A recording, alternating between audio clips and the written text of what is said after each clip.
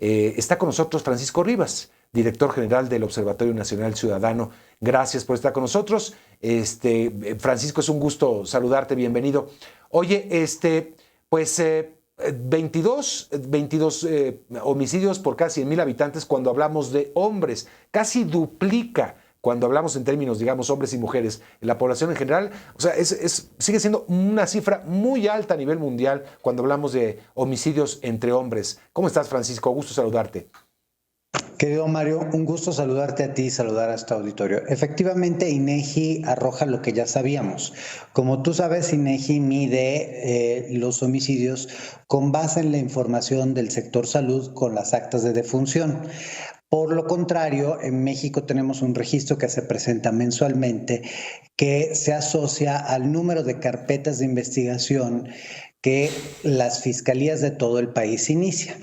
Generalmente el número que presenta INEGI resulta ser ligeramente más alto que el del Secretariado Ejecutivo del Sistema Nacional de Seguridad Pública, aunque a lo largo de los años se ha mantenido constante, y esto, insisto, porque son dos metodologías para medir un mismo fenómeno, pero de manera diferente.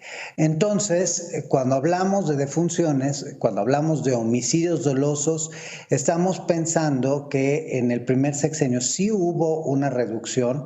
Hay que recordar que enero, febrero y marzo del año pasado fueron meses particularmente positivos en términos de tasa de homicidio. Los homicidios fueron muy pocos respecto a lo que estamos acostumbrados. Incluso llegamos a un promedio de víctimas en enero del año pasado de 66, que no veíamos desde hace muchos años. Lamentablemente, en el segundo semestre esto se niveló, y con base en los datos que ya presentó el Secretariado Ejecutivo, todo el año termina con una disminución de menos del 8%. Sí es una disminución, pero no es una disminución sustantiva. Y aquí nos preocupa algo. Hay que recordar que este gobierno prometió que al final de su tercer año los homicidios estarían en el 50% respecto a cómo recibió el gobierno el presidente López del presidente Peña. Y eso no ha sucedido. Si volteamos a ver los 5 peores años en materia de violencia, encontramos que el peor año es 2019, seguido de 2020. En tercer lugar se posiciona 2018, en cuarto lugar 2021, y ya con las cifras del Secretariado Ejecutivo, el quinto peor año en materia de la historia es el 2022. Precisamente por eso hoy presentamos en el observatorio un análisis sobre los 4 años en materia de seguridad, y podemos afirmar que, uno, la situación sigue siendo grave en términos de mortalidad por un hecho doloso. 2, tenemos un crecimiento de los homicidios en grado de tentativa, de los delitos que atentan contra la vida, pero que no llegan a consumarse. Y 3, tenemos un crecimiento desmedido de las personas desaparecidas, más de 50,000 en 4 años.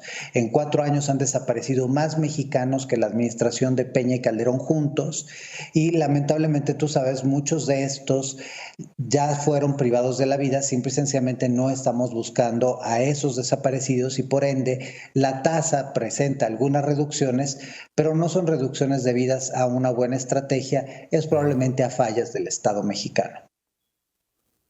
Oye, Francisco, hablábamos hace un momento también de la estadística de muertes por arma de fuego. ¿Varía esa estadística, digamos, alguna cifra relativamente importante a nivel estadístico, o se mantiene? Estamos casi en un 70% del uso de armas de fuego en los homicidios en el país. Fíjate que al inicio de la administración de Calderón estaba aproximadamente por debajo del 50% de los homicidios con arma de fuego. A partir de la mal llamada guerra contra el narco, ha crecido y se ha mantenido más o menos constante en el 70% a lo largo de las últimas 3 administraciones. Llama la atención una cosa en particular en el caso de las mujeres. En el caso de las mujeres, que siguen siendo la minoría de víctimas de homicidio doloso, ha crecido el número de mujeres víctimas de homicidio por arma de fuego, y en el caso del feminicidio, también en el caso del feminicidio, que como sabes es un delito de una naturaleza diferente, también el uso de arma de fuego se ha vuelto el primer medio comisorio. Ya, finalmente, ¿qué dicen la distribución de estos homicidios? ¿También se mantiene, digamos, las entidades federativas más violentas? Efectivamente, ahí no hemos visto una variación, por lo menos en el último año, no respecto al, o sea, el 2022 respecto al 2021, no hubo una gran variación. El estado más violento, de hecho, sigue siendo Colima. Colima, por séptimo año consecutivo, es el que lleva la mayor tasa de homicidios dolosos y la tiene muy por encima de las otras entidades. En segundo lugar encontramos a Zacatecas, en tercer lugar encontramos a Baja California. Una buena noticia es que Guanajuato ha mejorado su posición. Recordemos que en algunos momentos llegó a posicionarse como el segundo estado más violento. Hoy ya se encuentra en octavo lugar.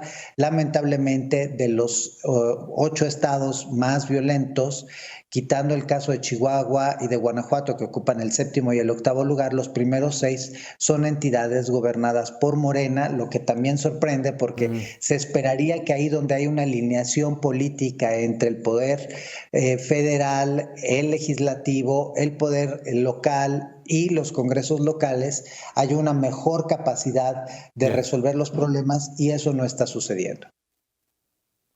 Bueno, Francisco, pues gracias y estaremos pendientes también del informe del Observatorio Nacional Ciudadano. Gracias a Francisco Rivas, gracias como siempre, hasta pronto y buen año, Francisco. Gracias, querido Mario. Buenas tardes.